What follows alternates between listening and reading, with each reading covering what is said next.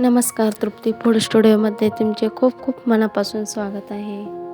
या व्हिडिओमध्ये आपण पारंपरिक महाराष्ट्रीयन उकडीचे मोदक अगदी सोप्या पद्धतीने कसे बनवायचे ते पाहणार आहोत. गणपती बाप्पाला आवडणारा हा खास गोड पदार्थ घरच्या घरी मऊ, सुबक आणि न फाटणारा मोदक बनवणार आहोत. जर तुम्हाला ही रेसिपी आवडली तर व्हिडिओला लाईक करा, चॅनेलला सबस्क्राईब करा आणि बेल आयकॉन दाबायला विसरू नका.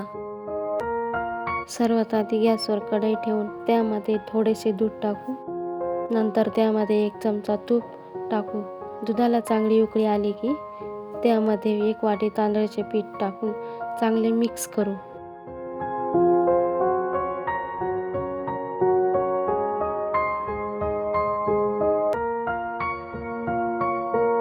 मग कढईवर झाकण ठेवून वाफवून घेऊ. 2 मिनिटांनी झाकण काढून पाहू. पीठ चांगले शिजलेले आहे.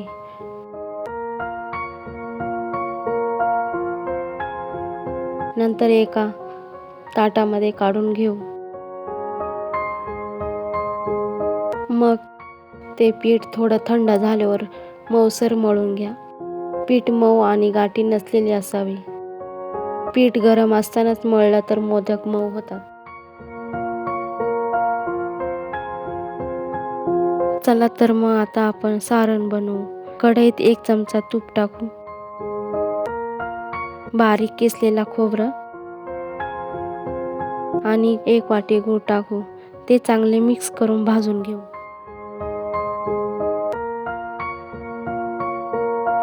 सारण जास्त कोरडं किंवा जास्त पातळी नसावं.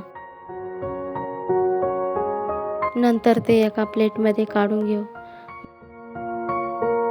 मग साचा घेऊन त्यामध्ये पिठाचा छोटा गोळा घेऊ व त्याला पूर्ण बाजूने एकसारखे पसरून जास्त जाड व जास्त पातळ थर नसावं. मग त्यामध्ये सारण टाकू.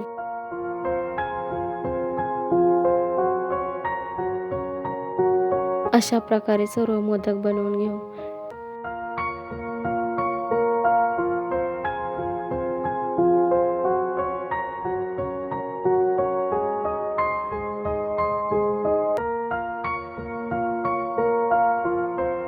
नंतर एक भांडे घेऊन त्यामध्ये पाणी टाकू.